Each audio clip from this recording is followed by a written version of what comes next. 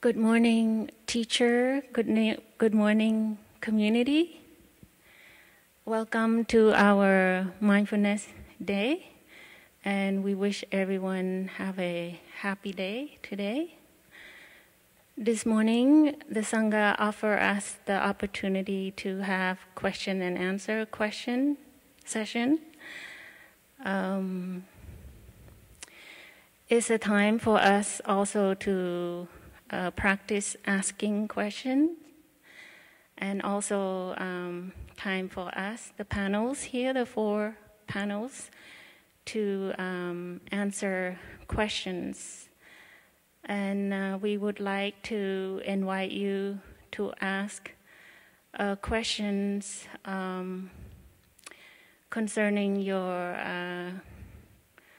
learning and practicing the teachings and your daily experience, and not to ask questions that has nothing to do with your real life experience, to help you in your practice of healing and transformation. If you have any questions regarding the teachings or the methods of practice that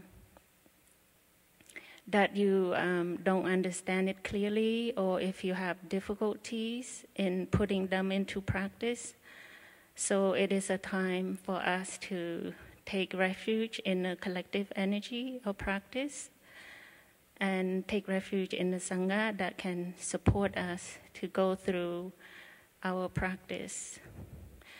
Some of you are already familiar with the mindfulness practice for a while, and there are those also very new. How many of you, your first time here today? Yes, so if you have any questions that you don't understand the teachings and the practice, you could also ask. We all shy. Some of us here, sitting up here, we all shy as well. And so we support each other. So please don't hesitate to ask questions. But before that, I need to introduce my brothers and sisters. We are so happy that they accepted to be up here to offer the support. Sitting next to my left is Sister Ubak, umbala flower, and it blooms once every 3,000 years. But practicing mindfulness is moment to moment. So every time she is able to dwelling moment to moment, so the flower is blooming moment to moment every day. And she enjoys yoga and hiking. And I think she is very healthy in our community, and she attend all the activities of the Sangha. Next to me is Brother Insight. Brother, he just moved from one of our monastery from Deer Park in Escondido. And we are so happy that he's here at Blue Cliff to support the Sangha here. And he's very happy here so far. He enjoys Qigong and what's the other one? Yeah, and he likes to work with young people. The other one is some point of exercise, I forgot. Qigong and silence, something like that. Yeah. And next to Brother Insight is Brother Promise. It's a very interesting name, Brother Promise. Brother Promise enjoy healthy living, and he liked to sprout seeds. So thank you very much. Myself. Sister Ubak is from Australia. I'm from Cambodia. And actually, I don't like to be MC, but none of them, they volunteer to do it. So I train myself to do it, even though I don't like it.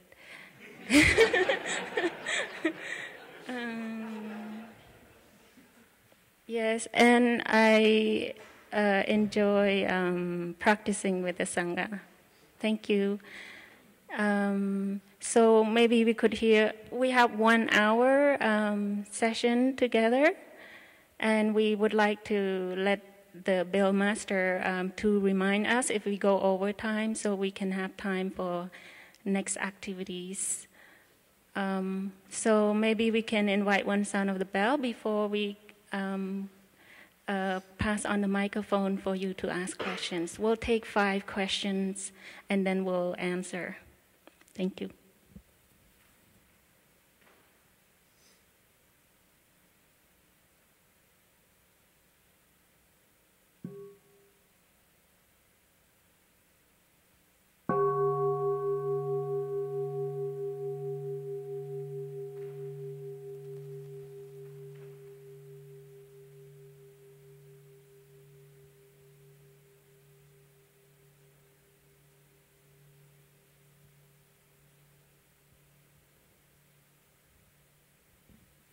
So we have a sister back there is having a microphone. So if you can raise your hand and the microphone will come to you.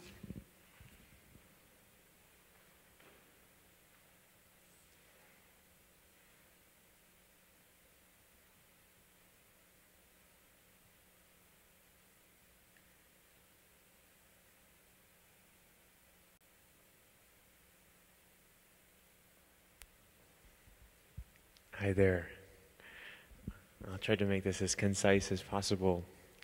I'm an artist, and I had this insight this morning that I hold this belief that I need to create something great, and that I have all this potential that I need to fill. And it feels like such a burden, and it makes it almost impossible to create. And it's kind of this idea that my worth is tied up in needing to achieve greatness creatively. And it's a belief that I've held for so long. And I notice that I don't want to give up this belief, even though it prohibits me from doing this work that really brings me so much joy and fulfillment. So I'm wondering how to relate to this belief. I feel like today I can see it almost as this entity outside of me, and I don't know how to let it go. And I guess I'm curious how to relate to it. Thank you.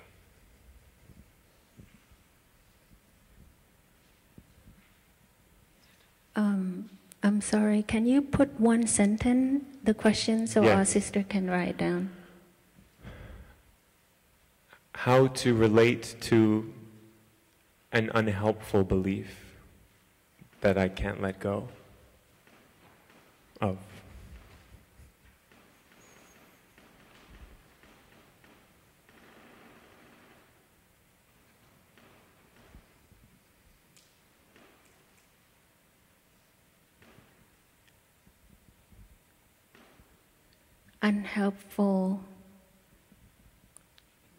Unhelpful belief.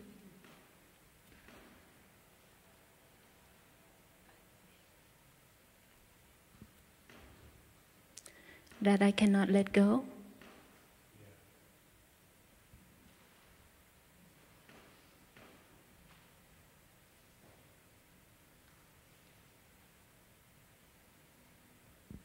Hard to let go.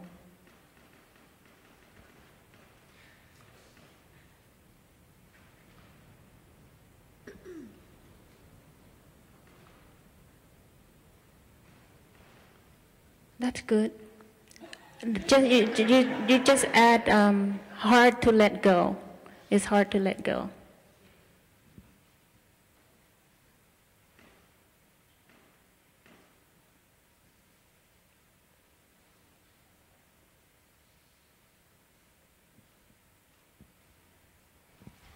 One more question.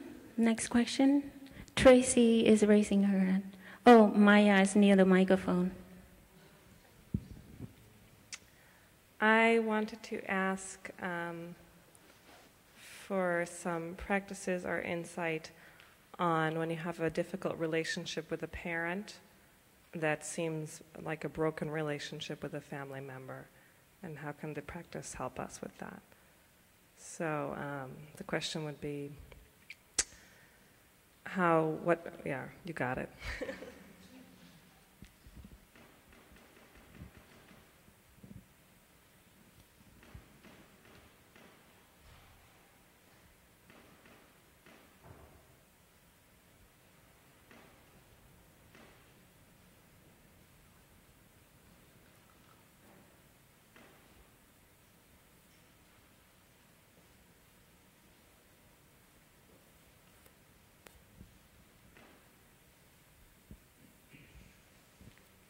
Dear Thai, dear Sangha, dear panel, I have contemplated for a long time how to do the meditative contemplation on the body and the no birth of the body. So in the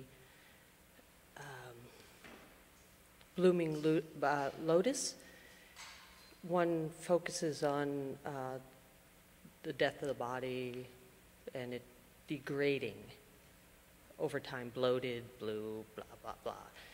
And I've had a lot of aversion to doing that. When I'm in the practice center, I can do a little of it. When I'm in the community, it just seems too much. So I'm sure there are practices that, ways to help with that practice that you all have done. And I don't know if that's doing it with the teacher, but any ways around that. So the question is how to contemplate no birth, no death of the body, and the disintegration of the body.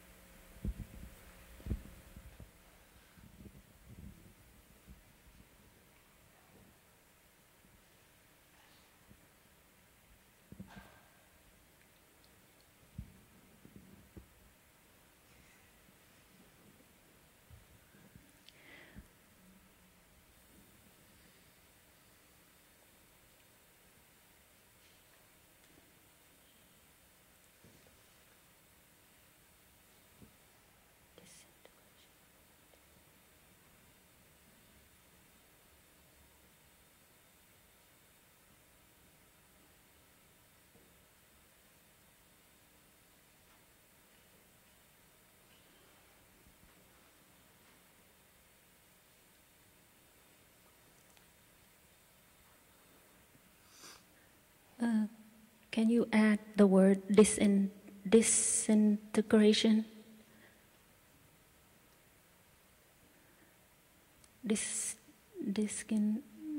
Disintegration of the body.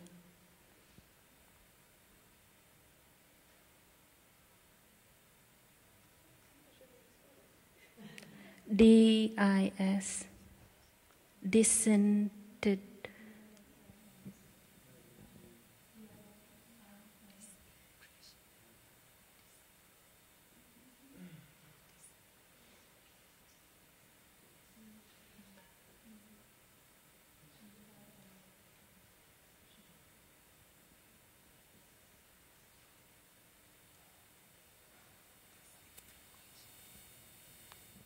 Okay, yeah.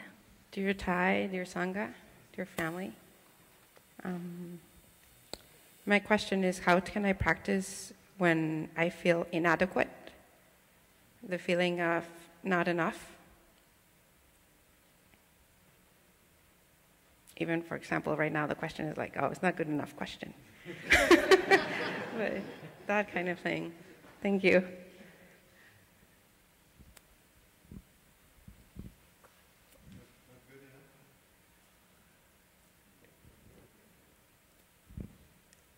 With the feeling of not having enough, how to practice?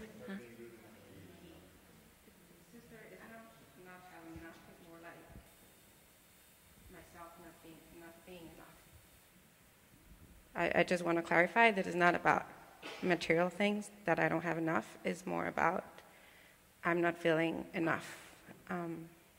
Not only with good enough, but just enough. Feeling not enough or feeling inadequate. Thank you.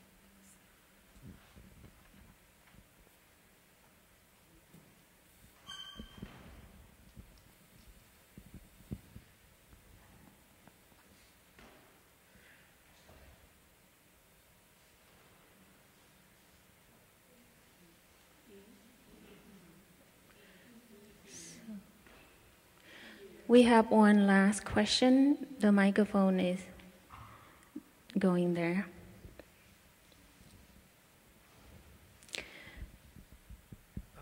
My question is how to deal with your impatience of your own growth and your own process.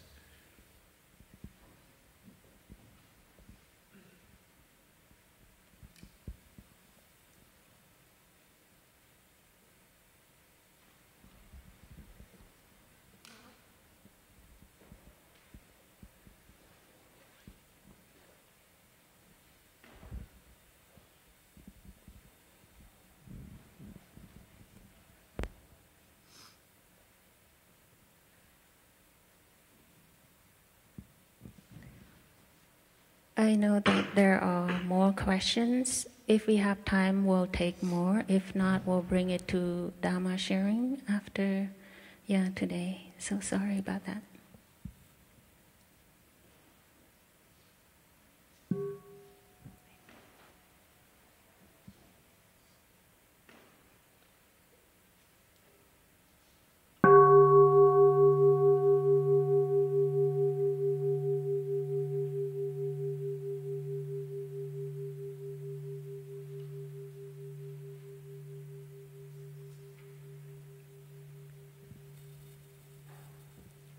So now we open the questions to our brothers and sisters up here to do their best to share their experience of practice.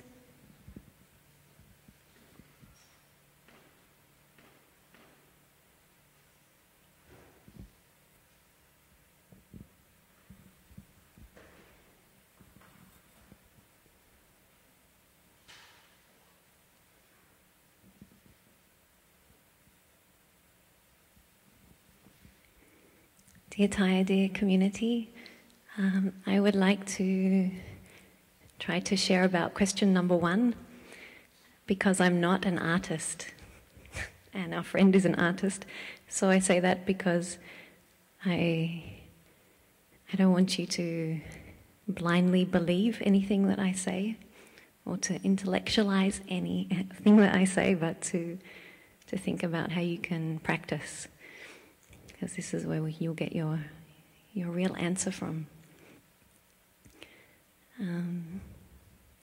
You shared that you have an unhelpful belief or desire to create something wonderful and amazing, and this desire is one of the things we call one of the roots of suffering when we're wanting something. And you also shared that you don't want to have this anymore, and that's one of the other roots of suffering, not wanting something. And you said, and it's stopping you from doing something that's bringing you so much joy normally and happiness. So you kind of have your own answer, really. You can see that when you want something or that you don't want something, that it inhibits you just touching the real joy in something you love. So what do we do about that? This is why most of us are here, to find some quiet space to see what's happening in our minds.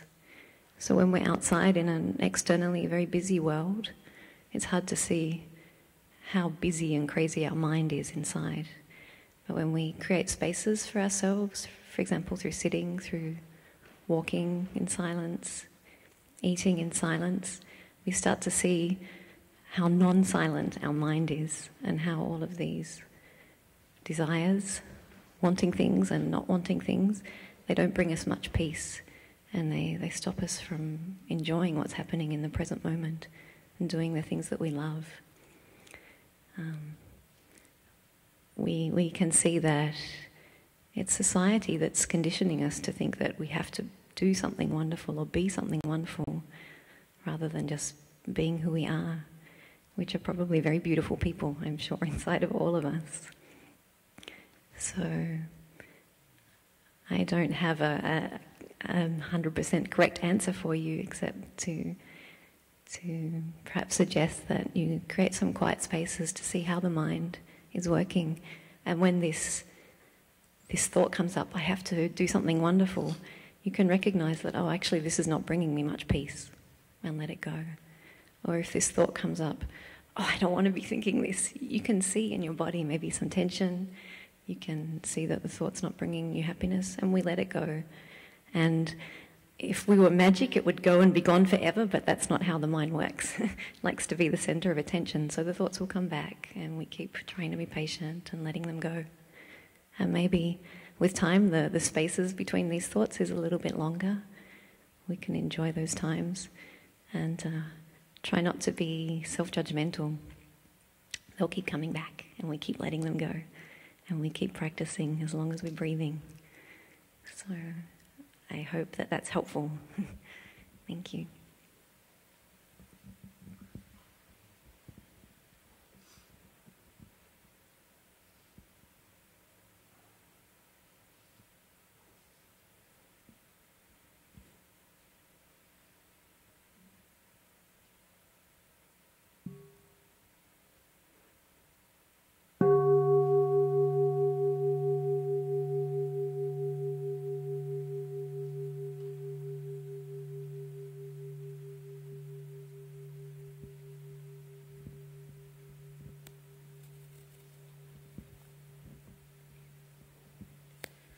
So, dear Sangha, good morning.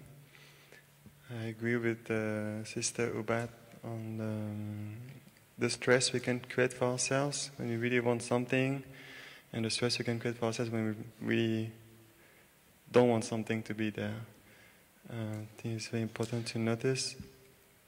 At the same time, I'd like to invite you to look at this idea of greatness that you have. What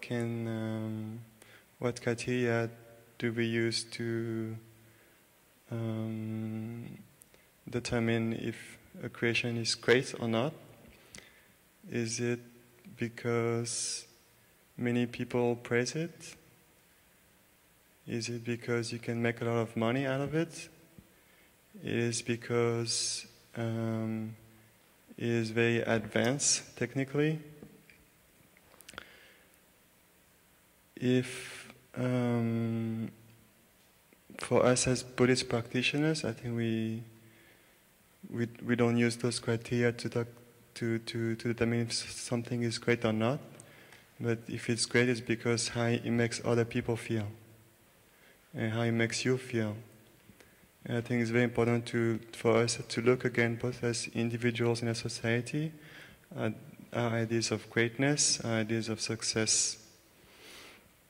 And when we see things like this, we realize that your artistic creation can be great even though not many people know about it.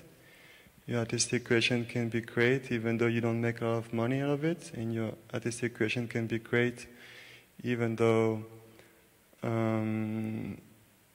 it's maybe not technically very advanced. Let me give you an example. Let's say you have a wife and you write a short note and you draw a heart at the bottom. So maybe this heart is so simple. Some argue maybe it's very naive, but because of the way you make the other person feel, then your small note becomes great. Or let's say there's a 5-year-old child and he will sing a song for his parents, and maybe the way he sings is really out of tune, but because he sings with his heart and there's this connection with the parent, and maybe the words are meaningful, so the song becomes great and he can move his parents, and this moment becomes magical. So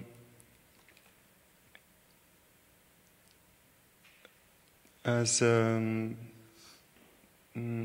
practitioner, we want to be connected with ourselves, be connected with the goodness inside of us, and for that we have to practice. We have to come back to ourselves, we have to look inside, we have to see how we nourish ourselves. And when we feel good, when we have more insight, more understanding, then it will show through the things we create, whether it's writing or drawing or designing or music or whatever. And when we see how people are affected by what we do, they're affected positively, then it nourishes us a lot. And we feel very happy. So it's very simple, like it's more direct, I think it's more simple. See what you like to do and you see how people react to it, if they feel comfortable with it or not. And if it helps them heal, it helps them water the good seeds, as we say. And that's success, that's greatness. And maybe as a professional artist, that's not the answer you wanted, because maybe you have to make a bit of money, I'm not sure. And if this becomes too stressful, then financially, then you might look at other things you can do on the side. But both your art and what you do on the side, at least, is nourishing you spiritually as you do it. So, and it makes you happy, makes you content as you do it. So you don't have to think like, I have to strive very hard to make a lot of money, and then I have to find a good idea of what to do with a lot of money I have, so that maybe I can try to be happy. But when you do it, you're happy. You see other people happy when they view, when they hear, then you feel happy, and that's you enjoying the whole process. So in summary, we can say that there are maybe 3 types of artistic creations. The worst, to me, is the one that brings out the worst in people, the anger, the fear, the confusion, and so on. And the second might be helpful for the artist to relieve, to vent his or her feelings, as he can help the artist, put things on paper or put things into music and so on, but it doesn't help the ones who's viewing or hearing it. And we see a lot of that these days. But the best is the one that can hear both the artist and the others. So just some ideas for you to look again at this concept of greatness and success. Thank you.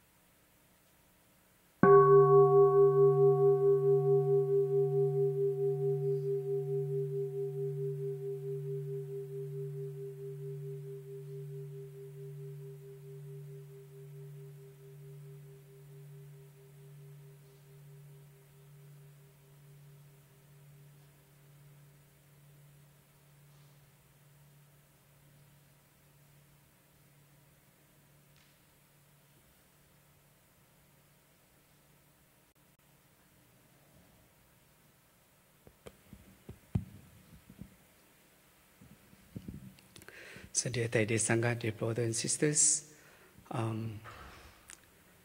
very nervous. I'm very new here. Just let you know that this is the first winter retreat that I came to take the views in the Brooklyn Sangha, and everything is new. Everything is the faces, the environment, the weather is new, refreshing.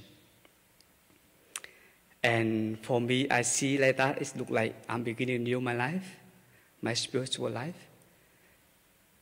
It's easy for me to go through every day, every moment that I want to learn, I want to grow in that way.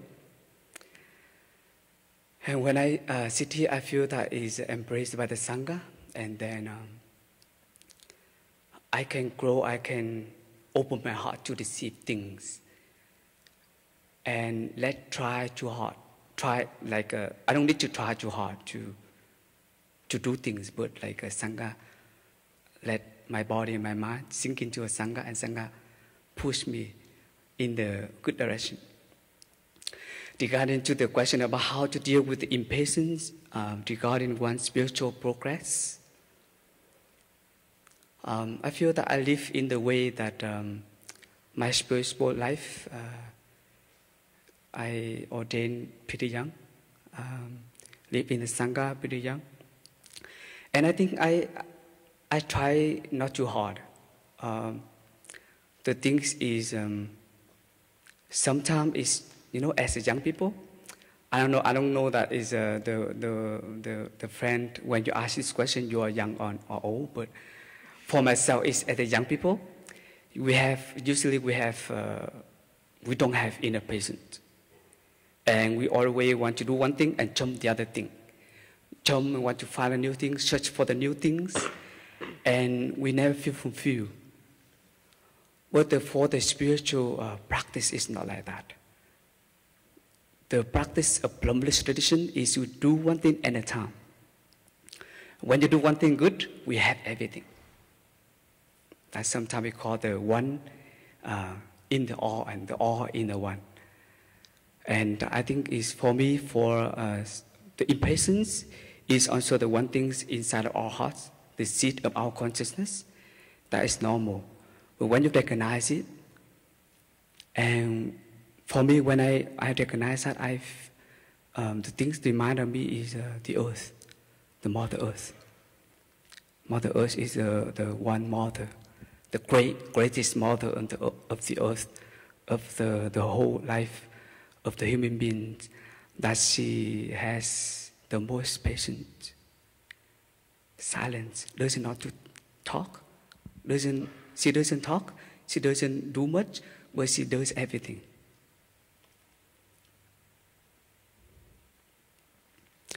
So the practice is recognize it, the impatientness inside ourselves,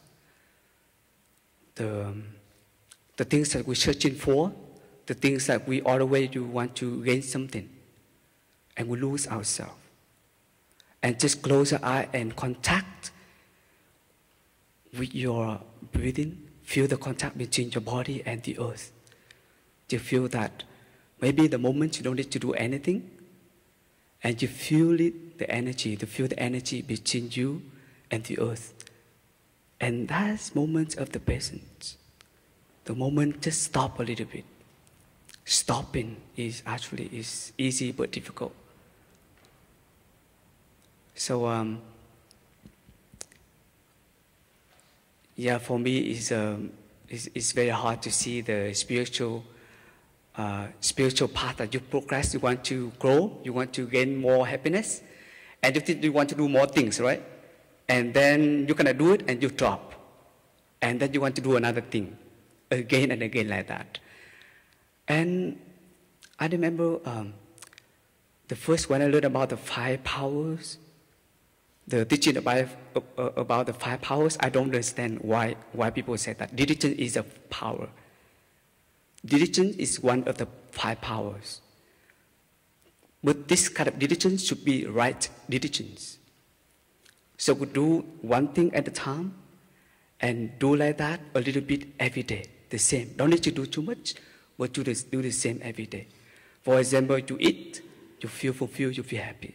But you eat a little bit, but every day like that. Every day have breakfast. Every day have breakfast. But maybe 2 days you don't have breakfast, you feel different. You feel you have more lunch and dinner and food, and you feel sick, you feel tired after that. Every day we have breakfast. Normally, you feel your body is digestion good.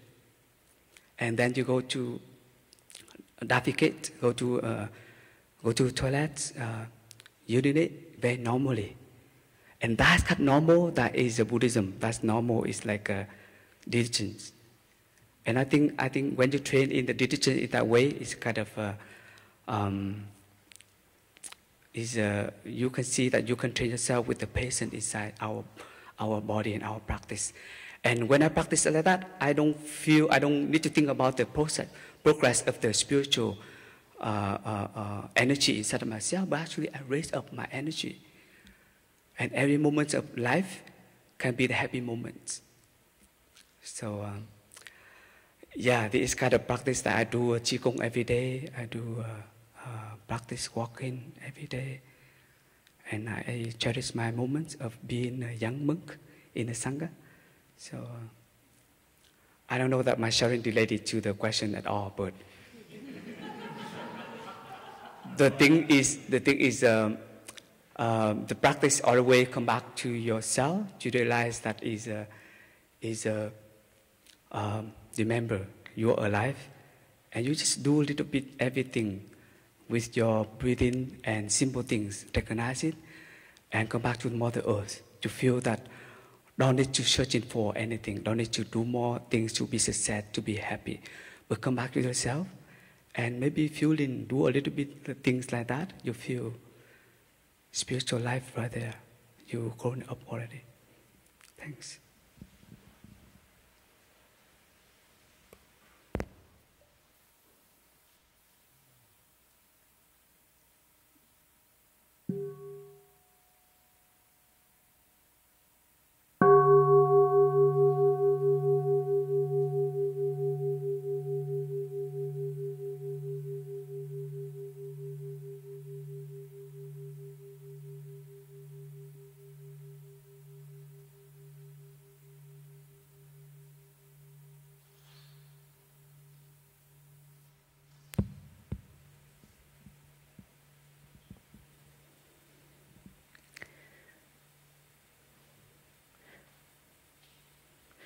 What are some practices to help cultivate a better relationship with parents? We have a lot of practices in our tradition. First of all, it's very important that we maintain gladdening the mind, the basic practices to nourish ourselves, how to release stress and tensions in our daily life, from taking care of our tensions in our body. And when we are fresh, calm, and feel well-being, our relationship also benefit from that energy.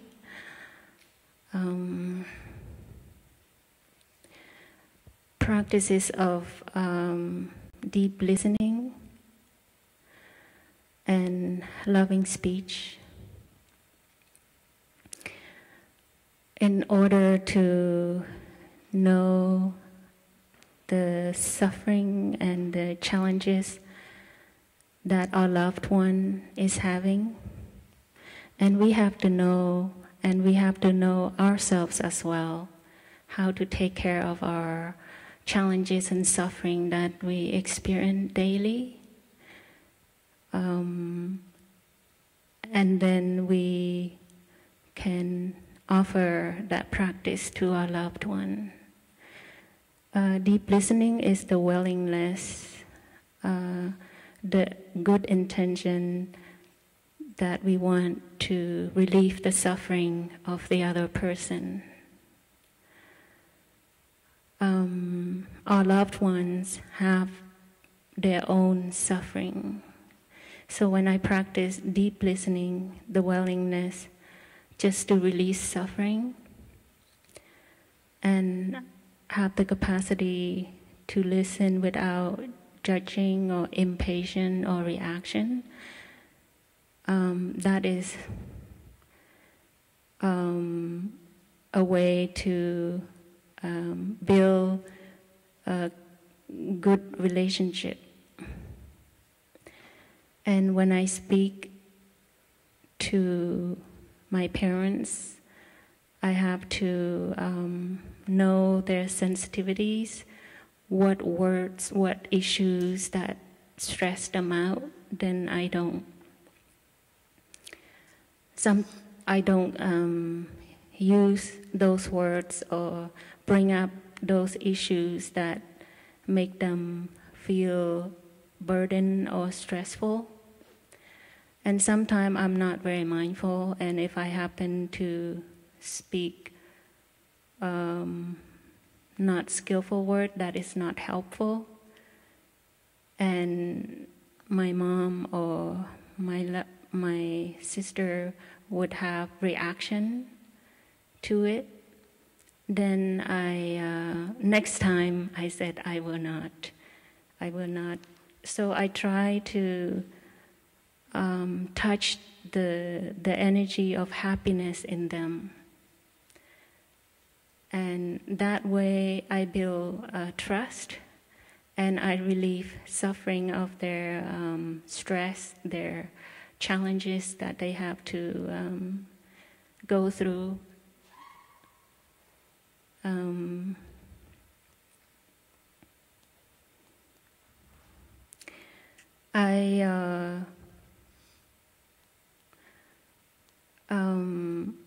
I also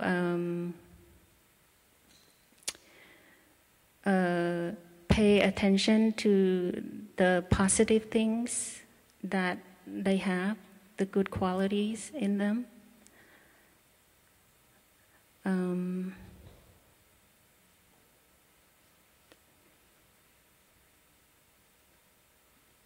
Yeah, just those two method is a lot, deep listening and loving speech, and maintain our freshness and our joy every day. That's very helpful.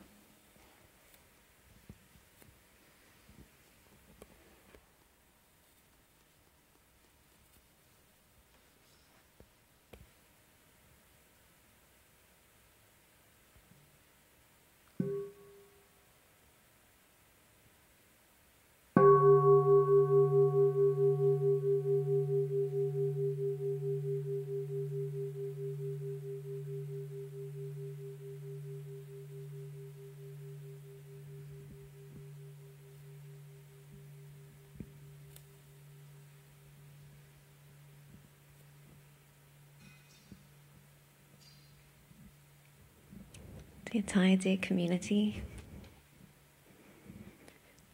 Usually the youngest gets to go first and only has to answer one question, but it didn't work that way today. And I kind of like to try to answer question 4, but I have so much love and respect for the person who asked the question, and I'm a little bit afraid that my answer will be inadequate. But I want to share with you that when I was asked to come and sit on the panel today, I told Sister Khe Nghiem that maybe it was better that an older brother or sister sat on the panel, someone with more experience. And she said, "It's okay, everybody has their own experience. And if you don't know the answer, you just say, 'Oh, I don't know.'" Which is very wise, really. Because we can only have our own experiences and not somebody else's. But so I did want to ask everybody who's sitting here today to please raise their hand if they've ever felt inadequate in some way. Wow, some people haven't.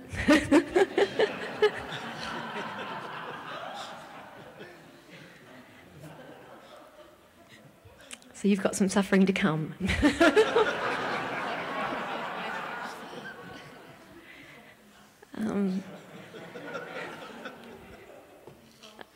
that maybe the feeling of inadequacy is a fairly universal feeling, and quite possibly comes when we compare ourselves to other people or the images that the media is selling us. I want to water Aurora's flowers a little bit because she's not only a very beautiful person outside, but also her entire being. She's a very generous, beautiful person who expresses that beauty and generosity in her work as a doctor in an underserved community. She's an amazing practitioner who I respect and admire a lot, and who offers a lot to the Sangha. She facilitates the Latin American Dharma sharing online.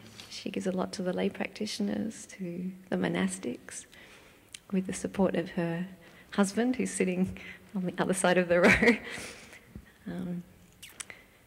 I don't have enough words to let you know how much I love and respect you. And I'm not sure what to say except that to catch the thought. It's another thought that's impermanent, that can pass. It's we have a practice in the community for relationships with family and with friends to water each other's flowers. So we recognise the good qualities in them and we actively tell them. But it's not very easy to do that for ourselves. I don't know. I'm sure your husband will help by watering your flowers, but maybe it can also be something to practice, to write down something that you felt happy with that you did each day. And when these moments of feeling inadequate come up, to look back at that list and to see all of your wonderful qualities. I think that the feeling of inadequacy probably comes up when we're a little bit run down, or we didn't get a good night's sleep, or some conversation that we had with someone that we were hoping would go well didn't go so well. But we can also recognise that these things are not just in our control. Maybe the conversation didn't go well because the other person was having a bad day, or there were some external conditions that didn't allow us to get a good night's sleep. So we can recognise the conditions around us when these thoughts come up and see that they're the result of conditions. And the conditions change and the thoughts will change. And please send me an email and I will water your flowers anytime that feeling comes up.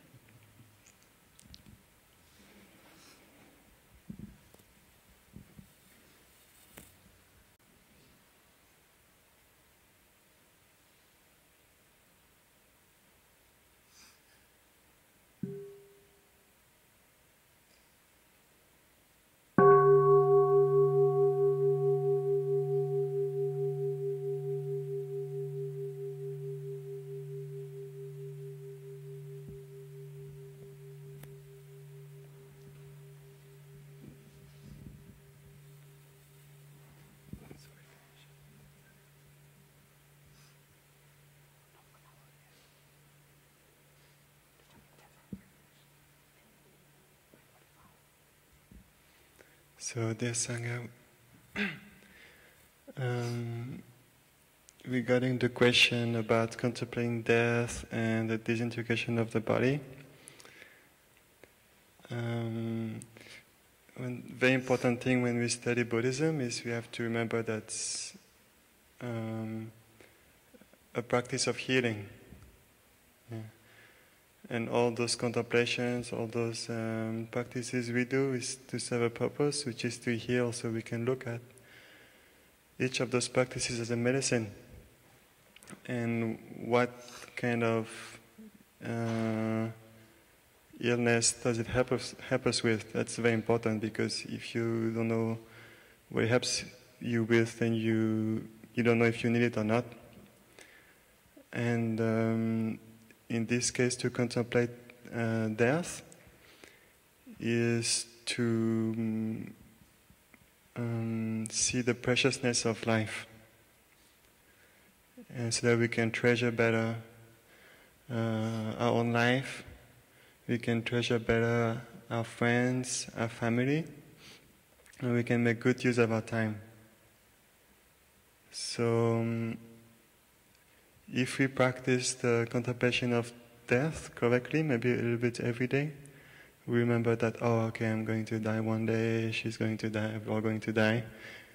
If we practice correctly, then we feel more awake, we feel happy, and we're inclined to do more good. Yeah. So that's when we take the medicine correctly. But dear Sangha, every medicine needs its right doses. If you take your medicine, too high doses, then you can get sick, you can hurt yourself. And that's the same with this contemplation.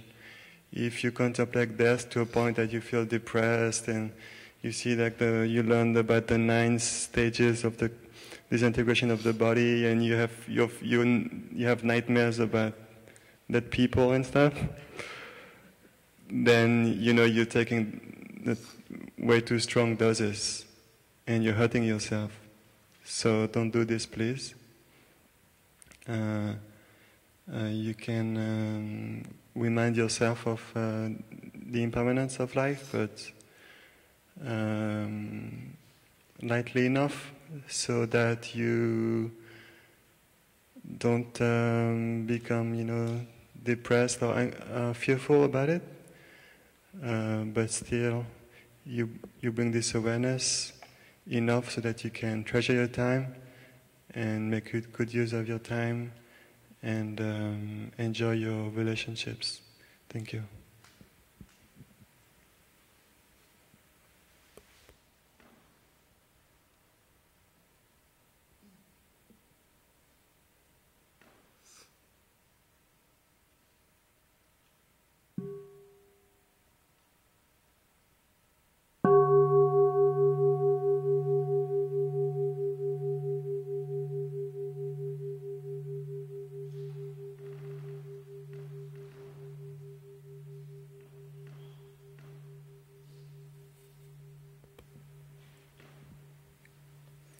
Dear Thầy, dear community, I just wanted to add a little bit from what Brother Plum shared. This topic, contemplating on the body and death, for myself, it's a very healing and nourishing practice for me. Like the brother said, that we have to be ready for that stage of contemplation. For me, because I'm very interested, so even though there are a little bit challenges for me, for instance, when I study anatomy, when they dissecting the body, anatomy. At first, it looks very scary, and I know that this fear is not only this life, but it was transmitted for many, many generations. So I have that. And this life, because I'm very interested in it, so I'm willing to look deeply into it. And because I accept the truth, this is the truth of life, and I want to be in touch with it for myself. I know that later this is the truth, the nature of life.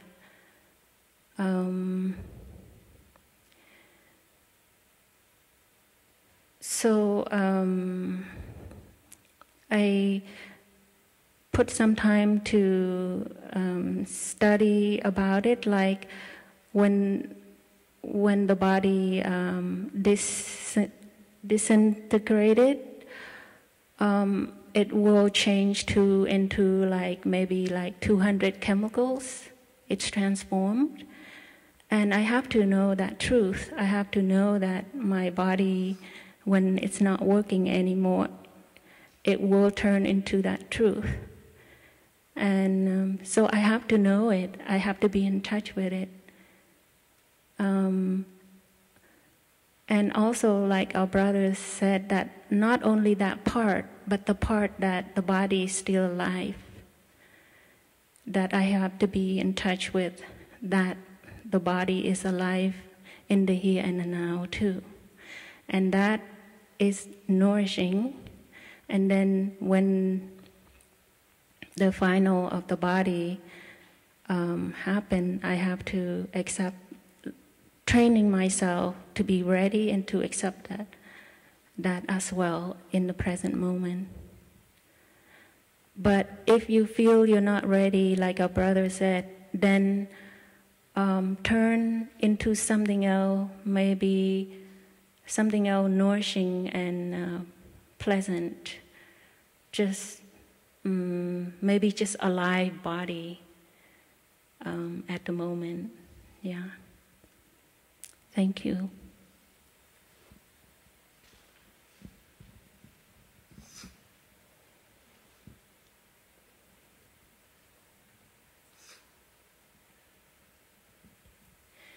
So we have done our best to already answered 5 questions, but we can also continue at Dhamma sharing. We have time for one more question that you feel you really, really need to share it with the Sangha here, the only opportunity you have, so please do so.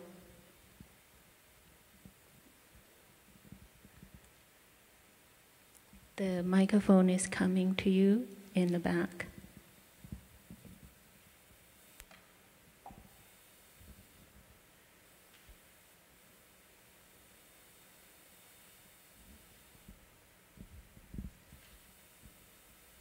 Good morning.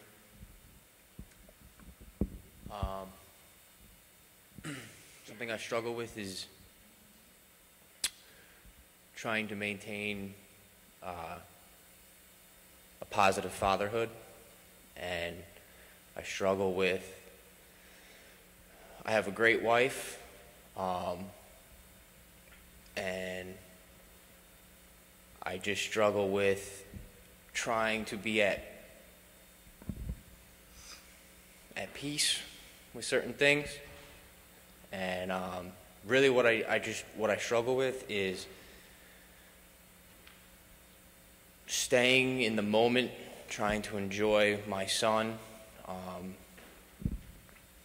I have a ton of stuff to be grateful for. I just want to remain present. I'm on a spiritual path. My wife is on her path. And, I have to accept that. But really I just want,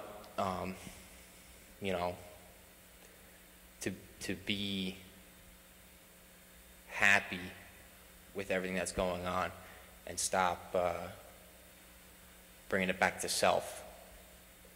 I think that's, what I'm trying to say. So, or you mean like how to stay in the present moment continuously in all your interaction, daily interaction with your loved ones? And not get carried away with the 1,000 different directions that happen on a daily basis, and I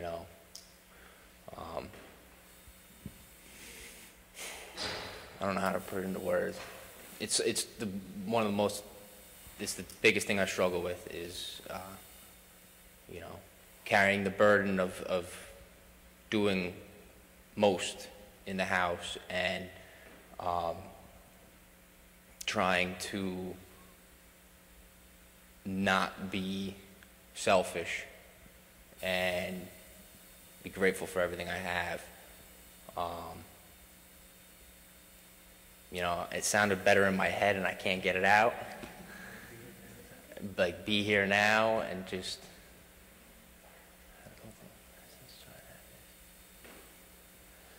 That's pretty good.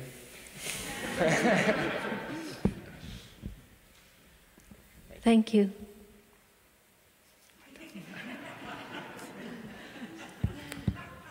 So dear Sangha, dear brothers and sisters, I to share once, so I to share the second time. Will be quick. Thank you for your asked questions. I think I'm not a parent yet, so I think so I think I'm a monk. So I don't have a lot of experience about this, but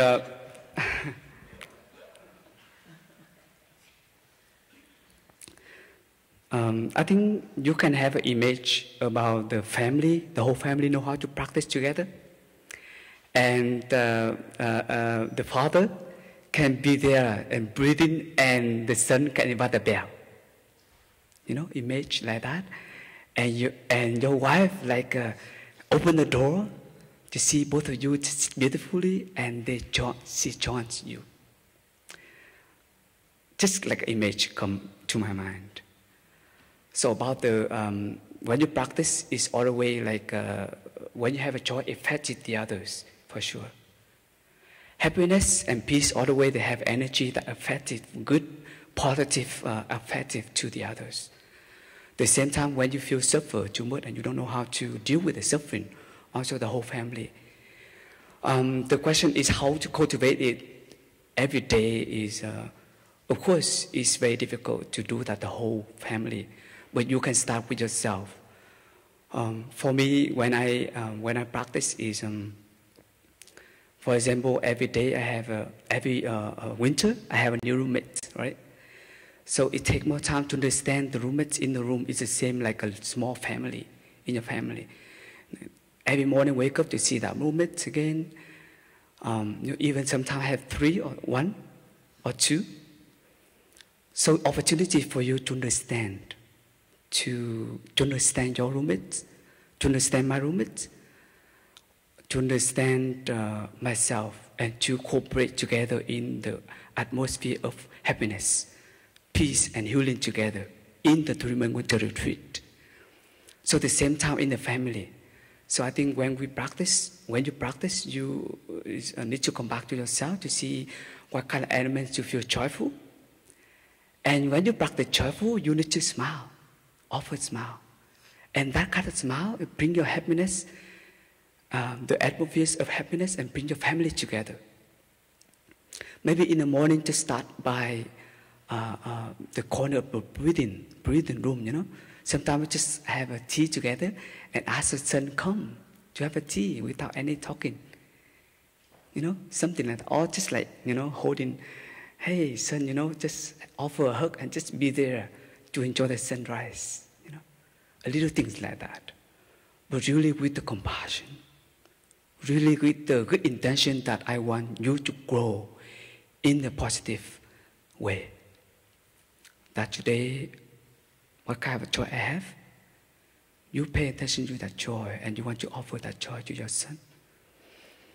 And I think that is also the same things is, you need to take your time to be in the family. Start with yourself first, your daily routine, by, you know, walking or sitting, mindful breathing or something. And you do that, you invite your beloved one to do the same. But no pressure, okay? The thing is natural, flowing.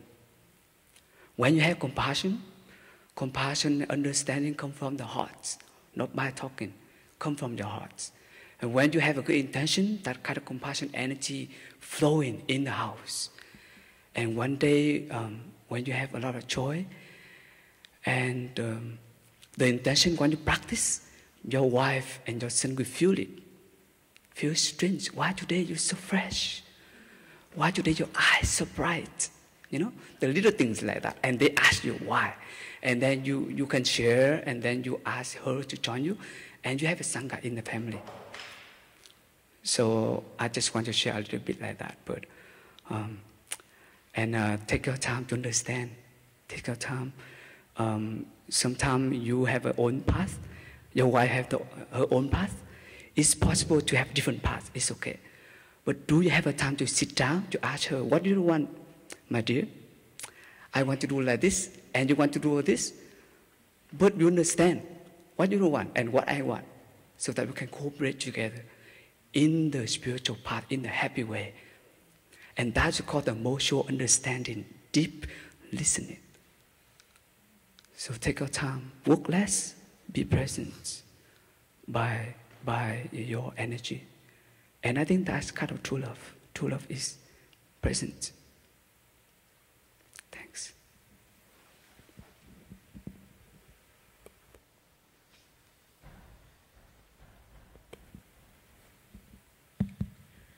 So our time is coming up. I'm wondering if the brother or sister would like to add anything before we end.